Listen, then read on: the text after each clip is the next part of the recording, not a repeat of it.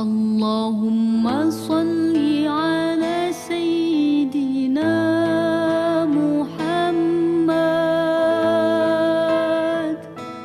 salatan turaghibu wa tunashidu. Assalamualaikum warahmatullahi wabarakatuh. Alhamdulillahirabbil alamin. Shalatu wassalamu ala asyrofil mursalin sayyidina wa maulana Muhammadin wa ala alihi washabihi ajmain. Amma ba'du. Yang saya hormati semua pengurus, semua dosen, semua yang jabat, yang berkhidmat di Unwahas. Wabil khusus Profesor Dr. Haji Nur Ahmad sebagai Ketua Yayasan, Profesor Dr. Haji Mudzakkir Ali sebagai Rektor Unwahas, semua teman-teman diaspora, semua cabang NU luar negeri yang saya hormati. Ini kepikiran mau nerangkan tentang Khalilur Rahman Ibrahim alaihissalam. Ada banyak riwayat dan saya yakin itu valid bahwa di antara sebab Nabi Ibrahim alaihissalam diangkat sebagai Khalilur Rahman, punya status kekasih Allah Ta'ala, itu karena keresahan beliau, resah seresah-resahnya jika Allah itu tidak dikenali, tidak diketahui eksistensinya oleh makhluknya. Jadi ketika Nabi Ibrahim alaihissalam sugeng, beliau itu ngeluh. Ketika beliau munajat sama Allah Ta'ala, ngeluh, ya Allah, innahu la yahzununi an la ara ahadan ya'buduka ghairi. Sungguh saya ini resah seresah-resahnya karena orang-orang di dunia ini tidak kenal engkau kecuali saya. Jadi beliau itu ingin Allah yang aktor, Allah yang al-fa'ilul mukhtar, Allah yang khaliqus samawati wal ardi, Allah yang pencipta alam raya ini kemudian oleh orang yang nempati alam yang diciptakannya kemudian tidak kenal. Kita bisa bikin analogi misalnya kayak apa susahnya kita kalau orang Indonesia misalnya nggak tahu presidennya siapa, undang-undang dasarnya kayak apa, terus haluan negaranya kayak apa. Andaikan kita kuliah terus mahasiswa itu nggak tahu rektornya siapa, dosennya siapa, ketua yayasannya siapa, itu kan menyinggung sekali. Nah ini orang-orang nempati buminya Allah kemudian tidak tahu yang menciptakan siapa, terus mereka tidak peduli dengan yang menciptakannya. Itu yang bikin Ibrahim resah seresah-resahnya. Ya Allah, ini tidak fair. Mereka nempati bumi engkau kemudian tidak tahu engkau ini siapa. Mereka pakai air engkau kemudian tidak tahu terima kasih sama siapa. Terus, jadi di antara wiridan itu ya ada yang wiridan seperti itu. Jadi wiridan itu tidak harus baca subhanallah, Allahu akbar. Keresahan itu termasuk bagian dari wiridan, keresahan-keresahan yang baik. Akhirnya sama Allah diangkat ke alam malakut. Ditunjukkan beberapa malaikat, ribuan, mungkin miliatan, yang selalu bertasbih, ada yang selalu bertahmid, ada yang rukuk terus, ada yang sujud terus, karena malaikat memang dipilihkan salah satu pola ibadah. Baru Nabi Ibrahim itu tenang. Tenang karena zat yang beliau cintai, zat yang beliau puja-puja ternyata penggemarnya banyak, pemujanya banyak, meskipun itu di alam langit. Nah, artinya begini, teman-teman di Unwahas juga semua teman-teman diaspora. Kalau kita mencintai Allah sejati, itu keresahan kita ini kalau Allah tidak disembah, kalau Allah tidak diperlakukan sebagaimana mestinya. Kalau kita mencintai Rasulullah SAW, ukuran cintanya itu kalau mutiara-mutiara yang dari Nabi tidak diperdengarkan, tidak diketahui. Kita bisa mendidik manusia untuk tahu misalnya, orang tahu mobil Alphard itu mahal. Orang tahu warung paling favorit di Jakarta itu ini. Orang tahu makanan enak itu ini. Tapi kita gagal mendidik masyarakat misalnya untuk tahu hal-hal yang sebetulnya itu jadi kebutuhan mereka. Apalagi kalau tidak ridhonya Allah Subhanahu wa Ta'ala. Sehingga dalam kitab-kitab tafsir diterangkan ketika Habib An-Najjar akhirnya masuk surga yang di surat Yasin itu. wajah min aqsal madinati rajulu yas'a itu pertama beliau masuk surga karena mati dianiaya karena berjuang itu. Ketika qila dkhulil jannah, pertama yang dikatakan apa? Qala ya laita qaumi ya'lamun bima ghafarali rabbi wa ja'alani minal mukramin. Ketika beliau wafat dan akhirnya masuk surga, pertama yang dikatakan beliau itu, ya Allah, semulia ini derajat saya sebagai orang baik, meninggal langsung masuk surga. Apa yang diinginkan beliau? Ya laita qaumi ya'lamun bima ghafarali rabbi. Wah, andaikan derajat seperti ini kaum saya tahu betapa nikmatnya orang bertauhid, betapa nikmatnya orang yang bersujud, betapa nikmatnya orang yang jadi orang hamba Allah yang benar. Ya laita qaumi ya'lamun bima ghafarali rabbi wa ja'alani minal mukramin. Nah, di sini unggulnya lembaga-lembaga pendidikan, Unwahas maupun yang lain, bahwa ketika kita pinter jadi profesor, ketika kita pinter jadi doktor, ketika kita pinter jadi kiai, amanat pertama dari Allah itu apa? Kalau orang sudah pinter itu wajib mengajar, wajib mengertikan yang tidak ngerti, minterkan yang tidak pinter, karena nikmatnya pinter ini harus dirasakan orang banyak. Dalam sebuah tafsir Imam Syarawi ngendikan, Rasulullah itu target terbesarnya adalah nikmati hal-hal yang harusnya menjadi kenikmatan abadi. Misalnya umumnya orang itu kan bilang bahwa nikmat itu ya makan yang disenengin, ketemu orang yang disenengi, ketemu acara yang disenengin, yang disukain. Tapi itu Nabi mengajarkan kita, nikmat itu ya sholat. Arifna ya Bilal, tolong saya kasih istirahat dengan sholat. Kita bisa bikin analogi, kalau kita punya problem, pasti ingin ketemu orang yang punya kekuatan untuk menghilangkan problem itu. Kalau kita ingin punya hajat dan ingin solusi, ada solusinya, pasti ingin ketemu orang yang mengendalikan hajat itu, yang bikin solusi. Jawabannya, siapapun makhluk itu pasti punya keterbatasan. Siapa yang tidak punya keterbatasan itu? Hanya Allah Subhanahu wa Ta'ala. Sehingga ketika Nabi banyak problem, ketika ada banyak masalah, karena Rasulullah idza hazabahu amrun badara ila sholat. Nabi itu kalau sedang punya banyak masalah, pasti cepat-cepat sholat. Sehingga dikatakan wasta'inu bisobri wassalah. Kamu minta tolonglah dengan konsisten sabar dan minta pertolongan dengan sholat.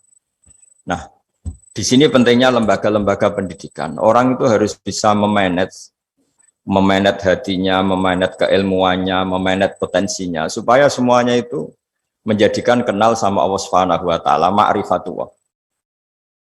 Saya pernah ditanya sama beberapa teman yang kuliah di Inggris, di Amerika, ditanya, Gus, bagaimana cara ingat Allah di negara yang Islam itu minoritas?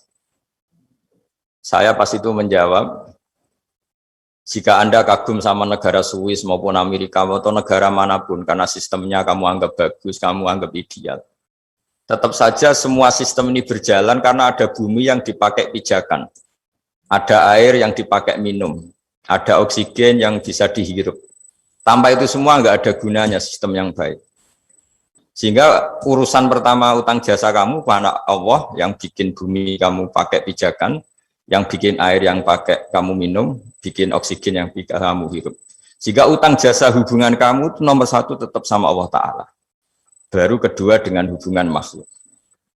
Nah ini penting supaya orang tahu bahwa nomor satu dari semua itu ya tanazzalul amru bainahunna li ta'lamu annallaha ala kulli syai'in qadir wa annallaha qad ahata bi kulli syai'in ilma.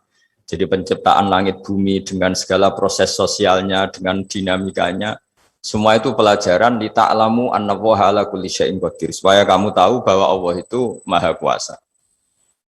Jadi saya tidak bisa ngasih tausiah banyak-banyak, tapi saya pastikan di antara ciri khas orang benar, orang baik, itu resah kalau satu ilmu itu tidak tertransformasi, tidak tersalurkan kepada yang lain. Jadi misalnya nikmatnya sujud, nikmatnya tauhid, nikmatnya ma'rifatullah, itu semua nabi itu ingin disampaikan. Sehingga ciri utama nabi itu tabligh itu menyampaikan kebenaran kepada umat. Kita misalnya zaman dulu ketika orang Indonesia susah, mesti orang-orang sepuh ngajarin kita nak mangan sing kepenak, nak turu sing kepenak. Dulu maksudnya kowe aja mangan nak gak lesu banget. Kamu jangan makan kalau tidak terlalu lapar.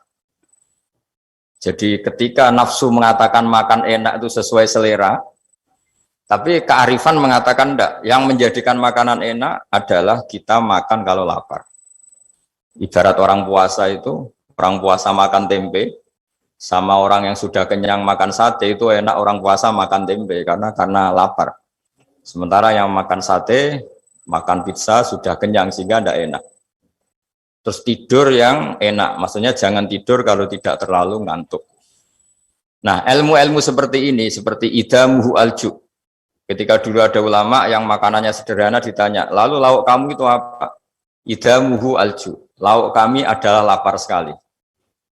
Itu kearifan. Jadi orang menjadi nyaman makan itu bukan karena menunya sesuai favorit kita, tapi karena alju. Sangat laparnya, sehingga nikmat betul makan itu.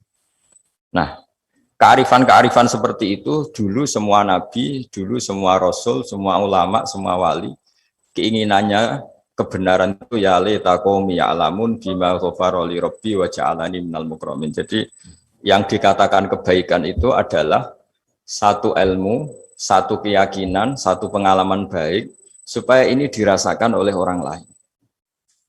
Jangan merasa kebenaran itu milik kita lalu kita nikmati sendiri, tidak boleh, itu egois. Semua nabi itu dalam ilmu tafsir dijelaskan nabiyun itu dari kata nabiun, orang yang memberitahu. Makanya ini betapa mulianya tugas para kiai, para ulama, para dosen, para pengampu ilmu.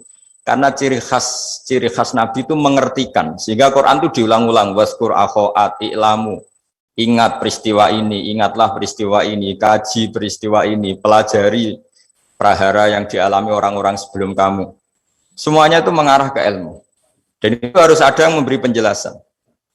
Caranya gimana? Caranya itu ada edukasi, ada kreativitas. Nah, dulu yang paling dianjarkan Quran adalah Dorbul Amsal. Dorbul Amsal itu bikin analogi yang orang paling nggak paham pun itu menjadi paham karena gampangnya analogi tadi. Jadi sebagai penutup saya memberi analogi. Dulu orang-orang kafir Mekah itu Tuhannya itu banyak, yang dipertuhankan banyak. Itu ketika mereka supaya mau bertuhan satu. Saya ulang lagi, ketika mereka mau bertuhan satu. Dan mereka, orang Arab zaman dulu berpikir kayak mirip-mirip orang Cina. Kalau problem banyak ya Tuhannya harus banyak. Sehingga ketika Tuhan satu, kata mereka, aja'alal alihata ilaha wahida inna hadza la syai'un ujab. Masa Tuhan satu, padahal problem kita banyak. Allah bikin analogi dua kali. Saya sering menjelaskan analogi ini. Pertama, yang terkenal itu, jika kalian punya majikan banyak, kemudian perintahnya beda-beda. Sama punya majikan satu, perintah satu milih mana? Terus mereka bilang suka punya majikan satu. Tuhan kamu itu majikan kamu. Kalau Tuhan kamu banyak, perintahnya banyak, beda-beda. Kamu yang bingung karena harus taat sama majikan banyak. Terus akhirnya mereka bilang, ya sudah Muhammad Tuhannya satu saja. Disebut wadorobawaw masalah rojulan fihi syuraka umutasyagisuna warojulan salamal dirojul. Yang kedua ada analogi yang menurut saya sangat-sangat menyentuh hati. Dorobalakum masalam min anfusikum. Halakum mimma malakat aimanukum min syuraka afi ma razaqnakum fa antum fihi sawa. Takhafunahum ka khifatikum anfusakum. Jadi makna gampangnya gini ya, kalau Anda beli mobil Innova misalnya, mobil itu kamu beli dengan uang kamu, hasil kerja keras kamu, dari warisan orang tua kamu, dari apa saja semuanya yang beli itu materi yang milik kamu. Setelah kamu beli mobil, kemudian ada orang yang merasa punya mobil itu kayak kamu. Gaya makainya kayak kamu, gaya menguasainya kayak kamu. Pasti ini jadi peristiwa aneh, wong ndak ikut punya kok ikut merasa punya. Wong ndak ikut membeli kok menguasainya kayak yang beli. Akhirnya orang sadar.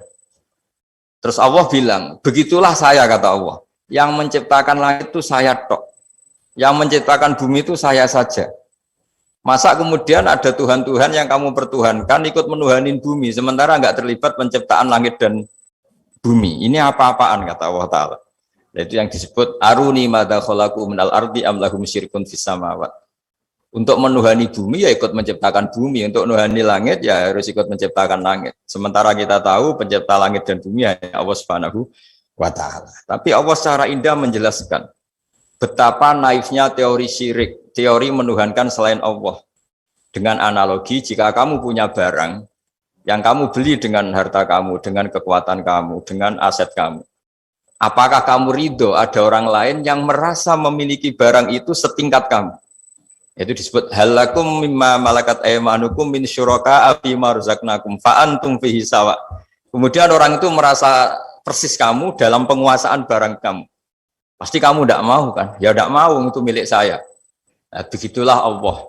Allah itu pencipta langit dan bumi. Wahdahu la syarikalah. Hanya Dia yang menciptakan langit bumi.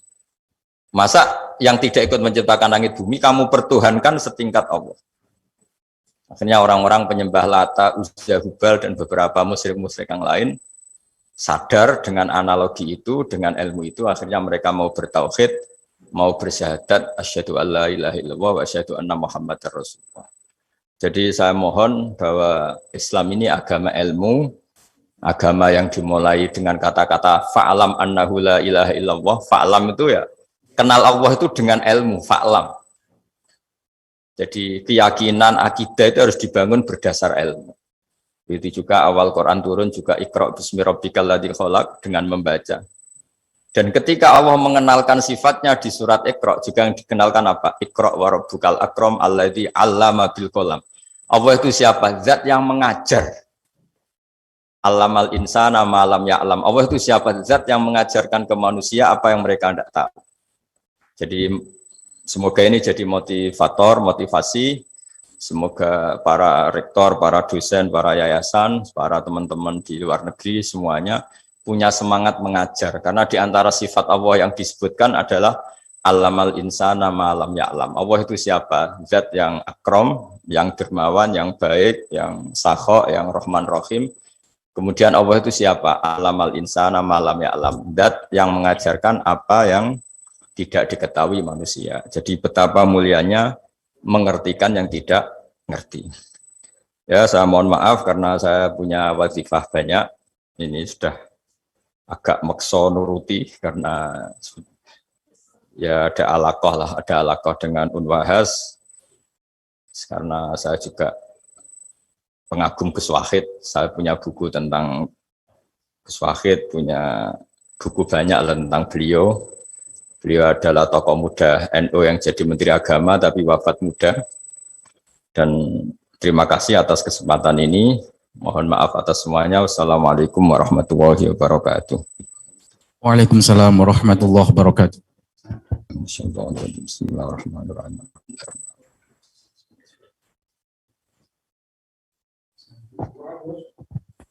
Gus Baha dipunaturi berdoa. Sekalian doa nyuwun barokahipun doaipun. Ya ghafuru ya syakuru masalli wa sallim ala sayyidina Muhammad sallallahu alaihi wasallam. Allahumma ja'alna ya Allah mutawadina fika mutahabina fika mutabadilina fika mutanasirina fika waj'al amalana ya Allah khalisatan li wajhikal karim. Allahumma barik lana fi jirarina wa barik fi duyufina wa barik fi man ma'ana wa barik fi ummati habibika Muhammad wa marhamata habibika Muhammad wa aslih ummata habibika Muhammad wa tajawaz an ummati habibika Muhammad wa janibhum ya Allah minal balaya wal afat wal fitan. Allahumma ya ilahana ya wa nas'aluka rahmatan tahdi biha qalbana wa talumu biha syasan wa taruddu bihal fitana anna ya Allah rudda annal fitan innaka ala kulli syai'in qadir. Rabbana atina fid dunya hasanah fil akhirati hasanah wa qina adzabannar waj'al hadhihi baldah ya baldatun thayyibatan wa rabbun ghafur. Rabbana atina fid dunya hasanah fil akhirati hasanah wa qina adzabannar. Sallallahu alaihi sayyidina Muhammad sallallahu alaihi wasallam. Subhana rabbika rabbil izzati amma yasifun wa salamun alal mursalin walhamdulillahi rabbil alamin. Ar-Rahmanir Rahim.